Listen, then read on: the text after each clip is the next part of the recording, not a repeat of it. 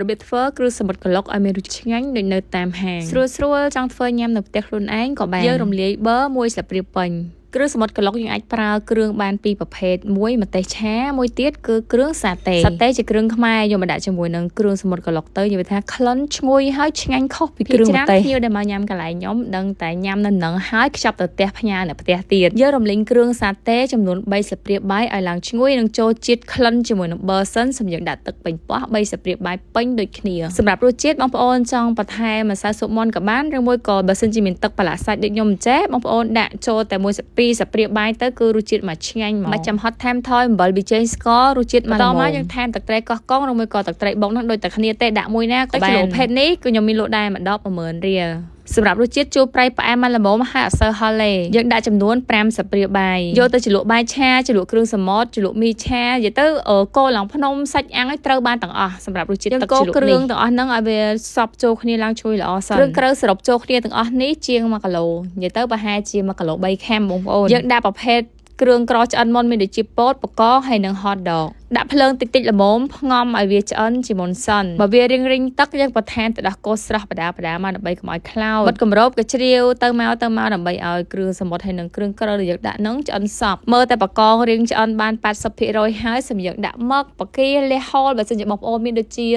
លះផ្លិតក៏ដាក់ចូលឆ្ងាញ់ដែរនិយាយទៅគ្រឿងសមុទ្រក្លុកនេះបើបានគ្រឿងសមុទ្រច្រើនមុខលាយចូលគ្នារឹតតែអែមសម្រាប់វិធីធ្វើវិញគឺអត់ពិបាកធ្វើទេបងប្អូនចង់ធ្វើនៅផ្ទះខ្លួនឯងក៏បានឲ្យតែយើងមានគ្រឿងសាតេតែសម្រាប់គ្រឿងសាតេរបស់ខ្ញុំវិញខ្ញុំធានាឲ្យថាឈ្ងុយព្រោះខ្ញុំកូរផ្ទាល់ដៃបងប្អូនគ្រឿងមួយកូរឡើងចង់3ម៉ោងត្រឹមតែវាខាស់ហើយយើងក៏មានបានប្រើសារធាតុគីមីចូលទៅក្នុងដែរទុកអត់សូវបានយូរម៉ានណាបងប្អូនដោយសារតែយើងធ្វើតាមបែបបើសិនជាបងប្អូនទិញគ្រឿងសាតេឬមួយក៏ហៅម្យ៉ាងទៀតថាគ្រឿងឆ្នាំងដីនេះយកទៅដល់ផ្ទះដាក់ចូលទូត្រជាក់ទៅទុកបានរាប់ខែគ្រឿងសាតេខ្មែរយើងនេះធ្វើបានម្ហូបច្រើនមុខ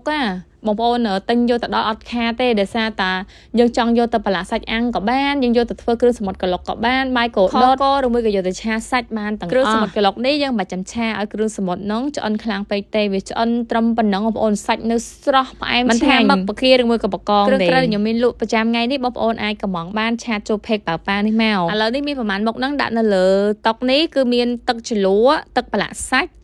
នេះយើងអាចយកទៅឆាម្ហូបក៏បានឆាសាច់ក៏បានមិនហត់ថែមថយគ្រឿងក្រូវច្រើនទេរសជាតិគឺល្មមទឹកប្រហុកនិងទឹកកាពិបងប្អូនអាចយកទៅបុកល្ហុងភ្លាញ៉ាំឬមួយក៏យើងយកទៅធ្វើជាទឹកជ្រលក់ក៏បានដែរដំតែម្ទេសខ្ទឹមទៅជ្រលក់សាច់អាំងបាននេះវិញទឹកត្រីបុកធ្លាប់ធ្វើវីដេអូបង្ហាញបងប្អូនទាំងគ្នាច្រើនដងហើយចំណែកនេះវិញគឺជាគ្រឿងសាតេមានកំប៉ុងកន្លះគីឡូនិងកំប៉ុងតូចតម្លៃ12000គ្រឿងក្រូវទាំងអស់នេះខ្ញុំធ្វើផ្ទាល់ដៃបងប្អូនអាចសាករសជាតិបានបើម្ទេសឆានេះវិញជាងគ្រឿងញៀនទៀតតែបានញ៉ាំហើយដឹងតែអត់បានទេជាពិសេសបាយថ្ងៃហ្នឹងហ្មងតែទៅណាឆ្ងាយចឹងទាំងមិនតាមខ្លួនឯសម្រាប់អីវ៉ាន់ទាំងអស់នេះវិញបងប្អូនអាចដាក់កំងបានដឹកជញ្ជូន25ខេត្តក្រុងអរគុណចាស់បងប្អូនជួបគ្នាវីដេអូក្រោយជម្រាបលា